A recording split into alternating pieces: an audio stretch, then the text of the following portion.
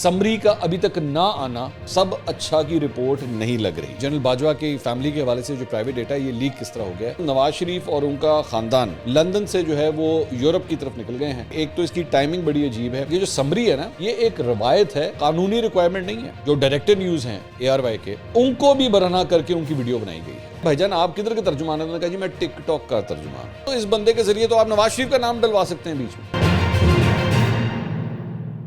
अस्सलाम वालेकुम नाज़रीन, मैं हूं मंसूर अली खान। अपने डिजिटल चैनल के ऊपर आपको खुशामदीद कहूँगा। नाज़रीन, इस वीडियो के अंदर बड़ी इंपॉर्टेंट खबरें हैं और जैसे जैसे दिन करीब आ रहा है, कौन सा दिन भला करीब आ रहा है, 29 नवंबर का दिन जिस तरह करीब आ रहा है, चहमगोइयाँ बढ़ना शुरू हो गई हैं और सब अच्छा की रिपोर्ट नहीं लग रही। ये मैं आपको एक बात तो पहले ही इस वीडियो के आगाज़ में बता दूँ और मैं आपको इसकी वजूहत बताऊँगा कि ये बात, ये एनालिसिस मैं शुरू में ही क्यों दे रहा हूँ। अभी थोड़ी देर ज़रा मेरे साथ ही रहिएगा, एक एक करके इस चीज़ को डायसेक्ट करते हैं। इसके अलावा अरशद शरीफ साहब के जो कत्ल के हवाले से कुछ बड़ी इंपॉर्टेंट बातें जो हैं वो भी आज के दिन के हवाले से कुछ सामने आई हैं। ज़रा वो चीज़ें भी कुछ आपके साथ शेयर करते हैं, लेकिन उससे पहले जल्दी कुछ और ज़रा दीगर खबरों पे नज़र डाल लें ताकि फिर उसके बाद हम डिटेल से इन दो टॉपिक्स को ज़रा मैं डिटेल से इसके अंदर बात करना चाह रहा हूँ। एक खबर तो ये है कि जनाब साबिक वज़ीर आज़म नवाज़ शरीफ और उनका ख़ानदान, जिसमें मरीम नवाज़, उनके बेटे जुनैद सफदर और हुसैन नवाज़ लंदन से जो है वो यूरोप की तरफ निकल गए हैं। बताया ये गया है, जो आप समझ ले, जो जर्नलिस्ट को ये बात बताई गई है वो ये है कि जी वो सैर के लिए गए हैं, 10 दिन के लिए सैर के लिए गए हैं। लेकिन इनकी ये रवानगी के हवाले से जो दूसरी साइड है वो ये कह रही है कि जी एक तो इसकी टाइमिंग बड़ी अजीब है, क्योंकि वहाँ पे एक प्रेस कॉन्फ्रेंस होती है नवाज शरीफ के ख़िलाफ़ और ये कहा जाता है कि जनाब इमरान खान साहब के ऊपर जो कातिलाना हमला हुआ है और अरशद शरीफ का जो कत्ल हुआ है उसके पीछे ये सारी प्लानिंग नवाज शरीफ ने की है। तो साथ ही 24 घंटे के अंदर अंदर जो है वो शरीफ ख़ानदान छुट्टियों के ऊपर जो है वो लंदन से रवाना हो जाता है। तो इसकी टाइमिंग के ऊपर जो है वो कुछ शक व शुबात का इजहार किया जा रहा है और जितने लौंडे लपाड़े हैं वो अब इसी कंस्पिरेसी थ्योरी के ऊपर जो है उन्होंने काम शुरू कर दिया। आप जाके उठा के वीलॉग्स देख लीजिएगा, सबके एक ही एंगल के ऊपर है। अच्छा, दूसरी बात ये एक और इसी से रिलेटेड ख़बर ये है, दुनिया न्यूज़ ने खबर दी है कि जी नवाज शरीफ साहब को जो है वतन वापसी से पहले ये मशवरा दिया गया है कि आप अपने इलाज के लिए एक दफ़ा अमेरिका का चक्कर लगा लें और ये उनके डॉक्टर्स ने जो है उनको ये मशवरा दिया है। इस सिलसिले में ये बताया गया है कि जी वो पार्टी के दीगर रहनुमाओं के साथ जो है वो मुशावरत करने के बाद इस पर अपना फ़ाइनल फ़ैसला करेंगे। इनकी बेसिकली जो मुख्तलिफ़ शरियाने हैं उसका इलाज जो है वो वहाँ से अमेरिका से वो करवाना चाहते हैं, जिसकी वजह से ये सब कुछ है। तो अब लेकिन साथ ही साथ इसी से रिलेटेड एक और ख़बर ये भी है कि नवाज शरीफ साहब ने बरतानवी होम ऑफिस से अपनी अपील वापस ले ली है। ये किस चीज़ की अपील थी, ज़रा मैं ये पहले आपको बता दूँ। ये बेसिकली इन्होंने अपील जो है वो जमा करवाई थी जब ये अपनी क़याम में तोसी की दरख्वास्त इन्होंने दी थी, तो वो उसको रिजेक्ट कर दिया गया था। उसके ख़िलाफ़ इन्होंने अपील की थी।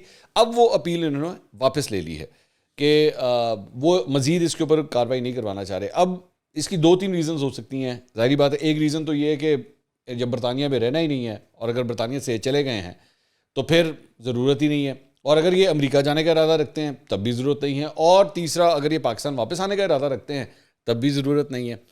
तो एक ये डेवलपमेंट भी साथ हुई। तो ये सारी चीज़ें जो हैं बड़ी आपस में इंटरकनेक्टेड लग रही हैं। एकदम शरीफ ख़ानदान का बाहर जाना और उसके बाद होम ऑफिस से भी अपील वापस ले लेना, साथ ही एक प्रेस कॉन्फ्रेंस भी होना। खैर उस प्रेस कॉन्फ्रेंस के ऊपर तो आज मेरी कुछ ऐसे लोगों से बात हुई जो PTI के अंदर जो है वो बड़े मतलब इंपॉर्टेंट समझे जाते हैं। इवन वो भी इस कंस्पिरेसी थ्योरी का मजाक उड़ा रहे थे कि यार ये एमी इसका सर पैर नहीं है। मतलब आप इस बात से अंदाज़ा लगा लीजिए कि वो जो बंदा है तस्नीम जिसका नाम है, उसके बारे में आज 2-3 चीज़ें और कुछ सामने आई हैं। एक तो मुर्तज़ा अली शाह जो जियो के रिपोर्टर हैं लंदन में, उन्होंने कहा जी हमने उनसे पूछा कि आप नून लीग के तर्जुमान हैं तो कहाँ पे तर्जुमान है, मतलब किस जगह के ऊपर आप मुख्तलिफ होते हैं ना। मिसाल के तौर पर डिजिटल मीडिया के, मतलब PTI को तो मैं एक्चुअली इसके ऊपर क्रेडिट दूंगा कि उन्होंने सोशल मीडिया के हवाले से भी मुख्तलिफ प्लेटफॉर्म्स के ऊपर अपनी जो है वो लीड्स बनाई हुई हैं। मतलब फेसबुक का अलग है, ट्विटर का अलग है, इस तरह सबको डिस्ट्रीब्यूट किया हुआ है। तो उससे जब पूछा गया भाईजान आप किधर के तर्जुमान हैं, तो उन्होंने कहा जी मैं टिकटॉक का तर्जुमान हूँ। ये उस बंदे ने कहा। तो आप ज़रा इससे अंदाज़ा लगा लीजिएगा कि किस जोकर की बात जो है वो आप सुन रहे हैं और किस जोकर को जो है वो आप ये इंपॉर्टेंस दे रहे हैं। तो एक और इंटरव्यू भी उसका सामने आया जिसमें उससे ये सवाल किया गया कि भाईजान अगर आपको तर्जुमान नून लीग ने बनाया था तो उसका कोई नोटिफिकेशन तो होगा आपके पास। تو پہلے تو اس نے کہا نہیں نوٹیفیکیشن تو نہیں تھا، پھر اس نے کہا نہیں نوٹیفیکیشن تھا لیکن مجھ سے نوٹیفیکیشن گم گیا، یہ اس نے کہا کہ مجھ سے نوٹیفیکیشن گم گیا. تو آپ ذرا اسی سے اندازہ لگا لیجیے کتنی کوئی سیریسنس ہوگی. بھائی اگر آپ کو ایک پارٹی کا ترجمان بنایا جا رہا ہے تو یہ ممکن ہے کہ آپ سے وہ نوٹیفیکیشن گم جائے، مطلب یہ پاسبل نہیں ہے.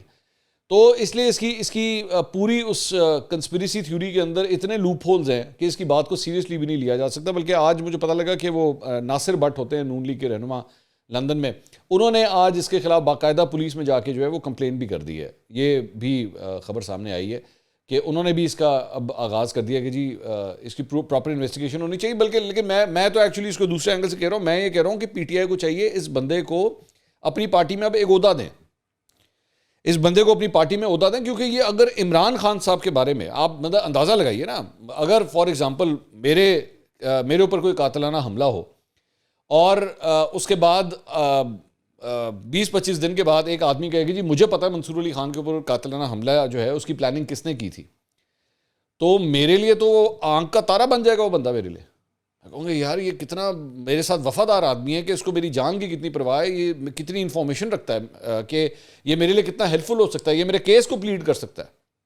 اور عمران خان صاحب جن 3 بندوں کے نام لیتے رہے وہ یہاں پہ مطلب وہ ان کا میجر جنرل فیصل کا نام لیتے رہے، شہباز شریف کا، رانا ثناء اللہ کا، تو اس بندے کے ذریعے تو آپ نواز شریف کا نام ڈلوا سکتے ہیں بیچ میں.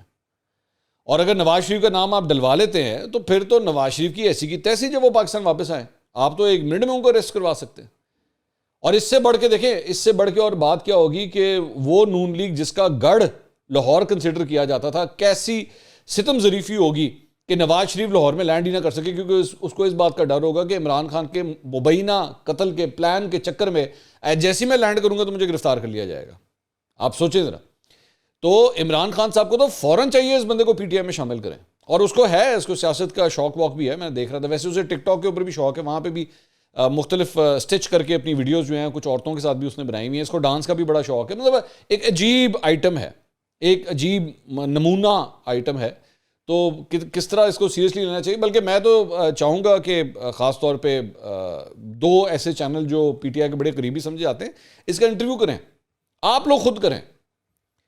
ساڈے حوالے تو بالکل ہی نہ کرنا، مطلب اسی تیا پانچا کر کے رکھ دیں گے. تسی آپ کرو ذرا، پاکستانی عوام کے سامنے اس کو پیش تو کریں نا، ذرا پتہ تو لگے اس کے کتنا تپڑ ہے اس کے اندر، اس کی باتوں میں کیا ہے. اس کا انٹرویو ہونا چاہیے. اچھا جی، اس کے علاوہ ایک اور خبر جو ہے وہ موجودہ army chief general Qamar Javed Bajwa صاحب کے حوالے سے خبر سامنے آئی. اور وہ ادارہ جو ہے فیکٹ فوکس، جس نے اس سے پہلے بھی کچھ خبریں دی ہیں، انہوں نے جو ہے وہ جنرل عاصم کے حوالے سے بھی خبر دی تھی. وہ جو ایک ان کا پیزا کی چینز کے حوالے سے ایک خبر آئی تھی وہ بھی انہوں نے دی تھی. اس کے علاوہ بھی اور کئی خبریں جو ہیں وہ یہ بریک کر چکے ہیں. اب انہوں نے موجودہ آرمی چیف کے حوالے سے ایک خبر دی ہے اور اس خبر کے اندر انہوں نے یہ کہا ہے کہ جی موجودہ آرمی چیف کے جو رشتہ دار ہیں ان کے حوالے سے انہوں نے کہا ہے کہ جی ان کے اثاثے بڑی تیزی سے جو ہے اس میں تبدیلی آئی ہے. 6 برسوں کے اندر، صرف 6 سال کے اندر اندر جو ہے اربوں روپے کا اس میں اضافہ ہوا ہے.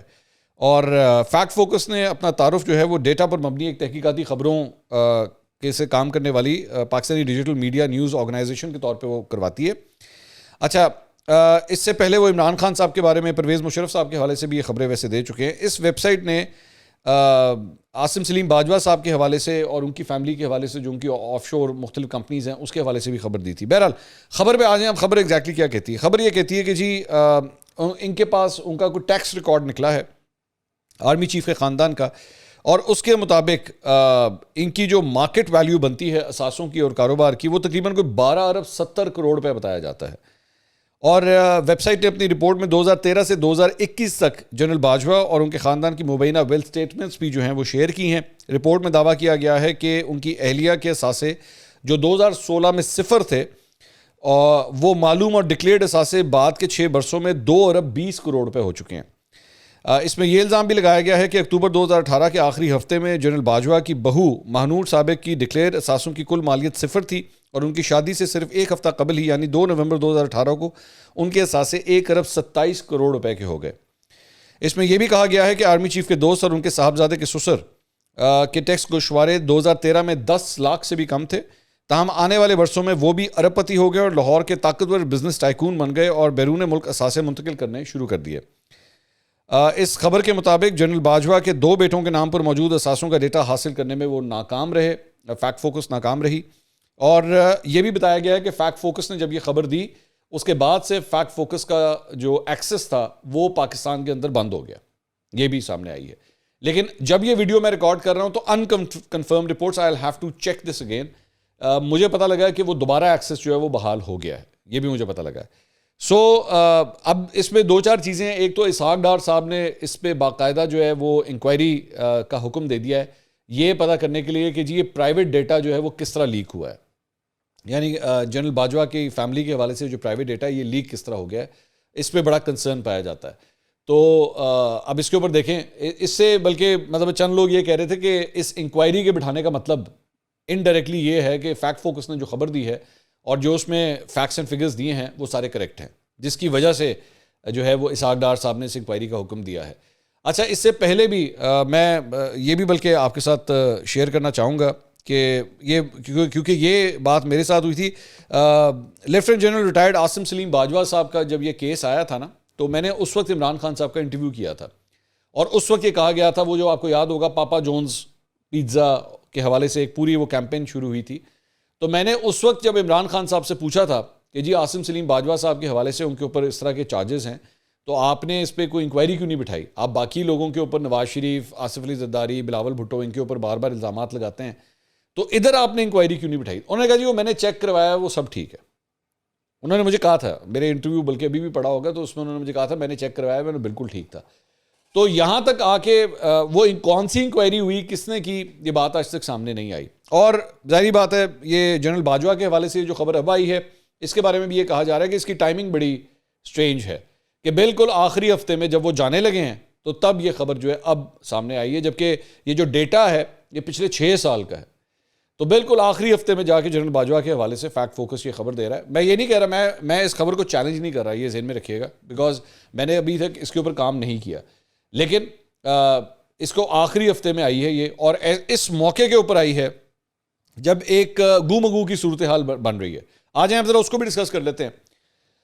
حقیقت یہ ہے کہ حکومت کے پاس اب تک جو ہے وہ سمری نہیں آئی ہے، ٹھیک ہے، لیکن پچھلے 1 ہفتے میں ہم کم از کم 2 مختلف سورسز سے یہ سن چکے ہیں کہ نہیں جی حکومت کے پاس سمری آ گئی۔ وزیر دفاع نے آج کیٹیگوریکلی، خواجہ آصف صاحب نے کیٹیگوریکلی کہہ دیا کہ جی سمری نہیں آئی ہے ہمارے پاس، بلکہ اس کے بعد انہوں نے حامد میر صاحب کے شو کے اندر یہ بات جو کہی جا کے وہ بھی بڑی امپورٹنٹ ہے، انہوں نے کہا کہ جی یہ جو سمری ہے نا یہ ایک روایت ہے، قانونی ریکوائرمنٹ نہیں ہے، اور بلکہ اس میں یہ بھی ڈسکس ہوا کہ جی ماضی کے اندر بھی جو ہے وہ بغیر سمری کے بھی آرمی چیف اپوائنٹ ہو چکے ہیں، سمری کا انتظار کرنے کی ضرورت نہیں ہے، اس کے بغیر بھی جو ہے آرمی چیف کو اپوائنٹ کیا جا سکتا ہے۔ اس کا کیا مطلب ہے؟ اس ساری بات کا اب ظاہری بات ہے اس کے پس منظر میں اگر آپ جائیں گے تو پھر اس میں ہمیں ذرا 1 منٹ کے لیے دروازہ کھول کے اس کمرے میں جانا پڑے گا، تو آئیں ذرا میرے ساتھ۔ اس کا ایک مطلب تو یہ ہے کہ سمری نہیں آئی ہے، اس کا دوسرا مطلب یہ ہے کہ سمری اگر نہیں آئی ہے تو شاید ایک تاریخ کا انتظار کیا جا رہا ہے، یعنی 26 تاریخ کا شاید انتظار کیا جا رہا ہے۔ کہ اس کا تیسرا مطلب یہ ہے کہ شاید انتظار کروا کے کسی کا رستہ بھی ہو سکتا ہے روکنے کی کوشش کی جا رہی ہو سکتا ہے نا، چند وہ جو اکثر اخباروں کے اندر، خبروں کے اندر جو ہے وہ ایک لفظ استعمال ہوتا ہے چند نامعلوم افراد، تو یہاں پہ ہو سکتا ہے چند نامعلوم افراد کی جانب سے اس سمری کو رکوانے کی کوشش کی جا رہی ہو کہ بھائی فلاں ڈیٹ کے بعد بھیجیں، اس سے پہلے مت بھیجیں۔ لیکن دوسری سائڈ پہ یہاں پہ بھی اب میں آپ کو یہ بتا دوں، یہ میری خبر ہے، میں آپ کے ساتھ شیئر کر لیتا ہوں، نون لیگ نے 2 چیزوں کی تیاری کی ہوئی ہے کہ ان کیس ہمارے پاس سمری نہیں آتی، اوبیسلی سچویشن یہی ہوگی نا، اگر سمری نہیں آتی تو نون لیگ نے اس چیز کی تیاری کی ہوئی ہے کہ ہم بغیر سمری کے بھی جو ہے وہ آرمی چیف کا نام اناؤنس کر دیں گے، ایک۔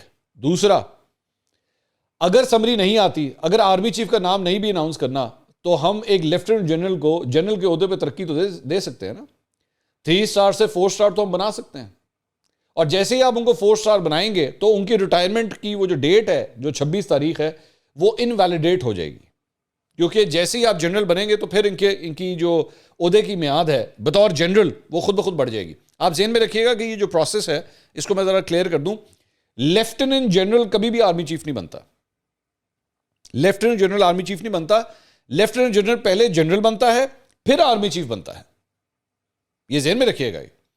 تو ضروری نہیں ہے کہ آپ نے کسی بھی شخص کو, اور ظاہری بات ہے 5 کینڈیڈیٹس اگر ہیں تو کوئی بھی شخص ہے, 5 ہیں یا 6 ہیں مجھے نہیں پتا, جتنے بھی لوگ ہیں اس میں ضروری نہیں ہے کہ آپ نے ایک اسپیسیفک ڈیٹ کا ہی انتظار کرنا ہے. مطلب اگر حکومت چاہے تو کل ہی کسی بھی شخص کو, ان میں سے کسی بھی شخص کو جو ہے وہ 3 سٹار سے 4 سٹار جنرل بنا سکتی ہے, اور اس کے بعد 29 تاریخ کو جس دن باجوہ صاحب کی ریٹائرمنٹ ہونی ہے اس سے بے شک ایک دن پہلے ان کو آرمی چیف کا عہدہ دیا جا سکتا ہے.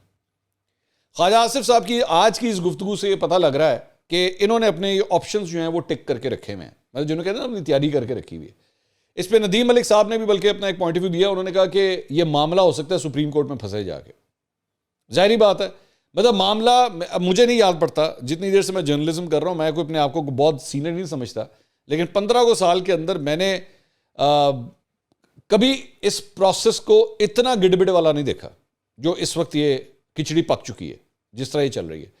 بلکہ آپ اسی سے اس بات سے اندازہ لگا لیجئے کہ شاہد خاقان عباسی صاحب آسمہ شیرازی صاحبہ کے پروگرام کے اندر موجود تھے, اور انہوں نے ایگزیکٹلی کوٹ ان کوٹ جو لفظ استعمال کیا, انہوں نے کہا کہ سمری کا ابھی تک نہ آنا غیر آئینی اور غیر قانونی ہے. اگر شاہد خاقان عباسی صاحب یہ کامنٹ کر رہے ہیں نا اس سچویشن کے اوپر, اس کا مطلب ہے کہ نون لیگ کے کیمپ کے اندر جو ہے فرسٹریشن پائی جاتی ہے, اور وہاں پہ لال بتی جو ہے وہ جل رہی ہے. اور عمران, اور ساتھ ہی اس میں ایک اور امپورٹنٹ اینگل یہ ہے کہ ساتھ ہی اگر عمران خان صاحب اتنے چل ہو کے بیٹھے ہوئے ہیں, یہ بات میں نے اپنے پچھلے شاید ویلاگ میں بھی کہی تھی کہ عمران خان صاحب کا آپ نوٹ کریں پچھلے ایک ہفتے سے وہ کہہ رہے ہیں ہمارا اس پروسیس سے کوئی لینا دینا نہیں, ہمارا اس پروسیس سے کوئی لینا نہیں. عمران خان صاحب اتنے سکون سے بیٹھنے والے ہیں آپ کے خیال میں؟ کیونکہ پہلے تو ہر تقریر کے اندر وہ یہ فرماتے تھے کہ جی ان کے ہاتھ میں جو ہے وہ آرمی چیف کو کا اناؤنس کرنا ان کے ہاتھ میں نہیں ہونا چاہیے, ان کے ہاتھ میں نہیں ہونا چاہیے. دوسری جگہ چند تجزیہ کاروں کا یہ بھی کہنا ہے, ایک رائے یہ پائی جاتی ہے کہ ادارے کے اندر بھی چند لوگ شاید اس بات کو محسوس کرتے ہیں کہ کسی طرح یہ جو عمران خان صاحب کی جانب سے لفظی گولہ باری کا سلسلہ جو ہے جو جاری ہے, اس کو رکوانے کے لیے آپ کو کچھ نہ کچھ ان کو دینا پڑے گا. لیکن پرابلم یہ ہے کہ اگر آپ عمران خان صاحب کو کچھ دینے کی کوشش کرتے ہیں اس سارے معاملے کے اندر, تو نون لیگ نے جو پچھلے 6 مہینے چھتر کھائے ہیں اکانومی کی وجہ سے, ہر چیز کی وجہ سے, مطلب 100 پیاز بھی کھائے, آگے پھر آپ کو پتہ ہی میں کیا کہوں گا, تو وہ اسی کام کے لیے تو کیے تھے. تو اگر یہ نہیں ہوتا تو پھر فائدہ کیا ہوگا یہ سارا کچھ کرنے کا؟ آپ نے عمران خان کی پاپولیرٹی بھی انکریز کر دی, اور جس کام کے لیے آپ نے سب کچھ کیا تھا اگر آپ وہ بھی حاصل نہیں کر سکے تو پھر فائدہ کیا؟ تو اس لیے میں یہ سمجھتا ہوں کہ یہ ہفتہ جو ہے پاکستانی سیاست کے حوالے سے, اس اہم تعیناتی کے حوالے سے بہت امپورٹنٹ ہفتہ ہے. بہت کچھ جو ہے آپ کو دیکھنے کو ملے گا, اور ایک ایک شخص, ایک ایک سٹیک ہولڈر, ایک ایک پلیئر کے الفاظ کے اوپر جو ہے وہ نظر رکھیے گا. ہم بھی بڑی گہری نظر رکھ رہے ہیں اس کے اوپر, بڑا غور سے دیکھ رہے ہیں کہ کون کیا گیم کھیل رہا ہے. اچھا, اس کے علاوہ فیصل وارڈا صاحب جو ہیں وہ کاشف عباسی صاحب کے شو کے اندر تشریف لے کر آئے ہوئے تھے کل رات کو. اس کے اندر انہوں نے یہ فرمایا, فیصل وارڈا صاحب نے کہا, انہوں نے یہ گفتگو کی, ویسے تو بڑا لمبا انٹرویو تھا لیکن اس میں سے 2-4 چیزیں جو میں نکالوں, اس میں فیصل وارڈا صاحب آج اپیئر بھی ہوئے تھے جے آئی ٹی کے سامنے جو اس کی تحقیقات کر رہی ہے ارشد شریف صاحب کے قتل کے حوالے سے.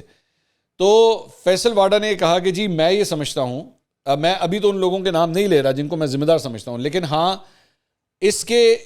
اس میں چند سوال یہ تھا کہ کیا سیاستدان بھی اس کے اندر ملوث ہو سکتے ہیں ان کے قتل کی کنسپریسی کے پیچھے. تو انہوں نے کہا جی اس کے اندر ان لوگوں کا ہاتھ بھی ہے جنہوں نے ارشد شریف کو یہ کنونس کروایا کہ تمہاری جان کو خطرہ ہے پاکستان کے اندر اور تم پاکستان سے چلے جاؤ.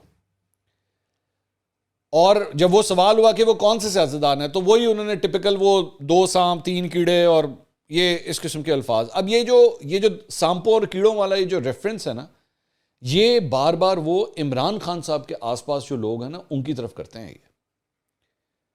تو مجھے جو امپریشن آیا, اینڈ اب یہ I am keeping this open for debate کہ اگر فیصل وارڈا صاحب اس چیز کو نگیٹ کرنا چاہیں تو بے شک کر دیں, لیکن ان کی بات سے مجھے یہ تاثر ملا ہے کہ وہ اس چیز کا اشارہ عمران خان صاحب کے ساتھ قریبی رہنے والے پاکستان تحریک انصاف کے رہنماؤں کی طرف کر رہے ہیں کہ انہوں نے ارشد شریف کو کنونس کروایا اور پاکستان سے باہر جانے کو کہا. یہ بڑی امپورٹنٹ بات ہے. اور دوسری ایک اور چیز جو مجھے پتہ لگی, یہ مجھے پہلے نہیں پتہ تھی اس لیے میں آپ کے ساتھ شیئر کر رہا ہوں. کاشف عباسی صاحب نے اپنے سوالات کے دوران یہ بات کہی کہ جی پاکستان کے اندر جو ہے وہ لوگوں کو برہنہ کر کے ننگا کر کے ان کی ویڈیوز بنائی گئی، ان کی تصویریں بنائی گئی. اس کے اوپر فیصل واڈا صاحب نے کہا کہ جی میں ضروری نہیں ہے کہ جو یہ اس قسم کے کلیم کر رہا ہے میں اس کی بات کو مانوں بھی، یا اس کی کوئی کریڈیبلٹی بھی میں دیکھوں گا. وہ تو جنسی زیادتی کی بھی بات کرتے ہیں، تو مجھے اس کے اوپر جو شک ہے. اب یہ کس کی بات کر رہے ہیں؟ یہ شہباز گل کی بات کر رہے ہیں، کیونکہ شہباز گل نے یہ کلیم کیا تھا کہ جی انہیں ننگا کر کے مارا گیا ہے. عمران خان صاحب خود بھی کئی دفعہ جلسوں میں کہہ چکے ہیں. جنسی طور پہ ہراساں کرنے کا بھی الزام انہوں نے لگایا تھا. تو فیصل واڈا صاحب نے انڈائریکٹلی شہباز گل کے کلیم کے اوپر بھی جو ہے شک کا اظہار کیا. اور تیسری بات یہ کہ اس ساری چیز کے دوران کاشف عباسی صاحب نے ایک جملہ کہا، بالکل روانی میں کہہ دیا لیکن میں نے اس کو یہ پکڑا ہے، جس میں انہوں نے کہا کہ عماد یوسف جو ڈائریکٹر نیوز ہیں ARY کے، ان کو رات کو 2-3 بجے گھر سے دروازہ توڑ کے ان کو ان کے بیڈ روم سے اریسٹ کیا گیا اور ان کو بھی برہنہ کر کے ان کی ویڈیو بنائی گئی ہے. یہ بات بھی کاشف عباسی صاحب نے کہی. اس سے پہلے یہ سارا کچھ سیاستدانوں کے ساتھ ہوتا رہا ہے، یا پھر ایک جمیل فاروقی کے ساتھ ہوا تھا. اب یہ چوتھا واقعہ ہے جس کو رپورٹ کیا گیا ہے اور کاشف عباسی صاحب نے کیا ہے. میں نے ARY کے اوپر یہ کہیں پہ رپورٹڈ پہلے نہیں دیکھا تھا، یہ میں نے پہلی دفعہ سنا ہے کہ عماد یوسف کے ساتھ بھی یہ سب کچھ ہوا ہے. میں اس کو مزید بھی اس پہ میں کام کروں گا، میں عماد یوسف صاحب سے خود بھی رابطہ کروں گا کہ ڈڈ دس ایکچولی ہیپن، کیونکہ کاشف عباسی صاحب نے اپنے شو کے اندر یہ کلیم کیا ہے. اور مجھے ایک اور بہت اچھی بات لگی جو کاشف عباسی صاحب نے اپنے شو کے دوران کی، اور یہ فیصل واڈا نے بھی کہی کہ جی شاہ خانزادہ کے ساتھ آپ اختلاف کر سکتے ہیں لیکن شاہ خانزادہ کے اوپر آپ کرپشن کا الزام نہیں لگا سکتے. اب یہ بات کاشف عباسی صاحب ARY کے اوپر بیٹھ کے کہہ رہے ہیں، جو کہ آبویسلی اپنے ایک کمپیٹیٹر چینل کے اینکر کے حوالے سے کہہ رہے ہیں. یہ بہت بڑی بات ہے، یہ بہت بڑی بات ہے. اور ساتھ ہی ساتھ فیصل واڈا نے پھر خود بھی یہ کہا کہ مطیع اللہ جان سے میرا بہت اختلاف ہے، ہم ایک دوسرے کی شکل نہیں دیکھ سکتے لیکن میں اس پہ فائنینشیل کرپشن کا کوئی الزام نہیں لگا سکتا. یہ بہت بڑی بات ہے، یہ ایک سائن آف میچورٹی ہے، یہی وہ کریڈیبلٹی ہوتی ہے. میں اسی لیے بار بار خاص طور پہ PTI کے فالوورز کو میں بار بار کہتا ہوں، بھائی اختلاف کا مطلب یہ نہیں ہوتا کہ اگلا بکا ہوا ہے. یار آپ کا میرا اختلاف کسی بھی چیز پہ ہو سکتا ہے، رنگ کے اوپر بھی ہو سکتا ہے، آپ کو کالا پسند ہے مجھے سفید پسند ہے، اس پہ بھی ہو سکتا ہے. اس کا مطلب یہ نہیں ہے میں اور آپ دشمن بن گئے. تو یہ اب تک کی اپڈیٹس تھی، اگلی ویڈیو میں دوبارہ ملاقات ہوگی. اللہ حافظ.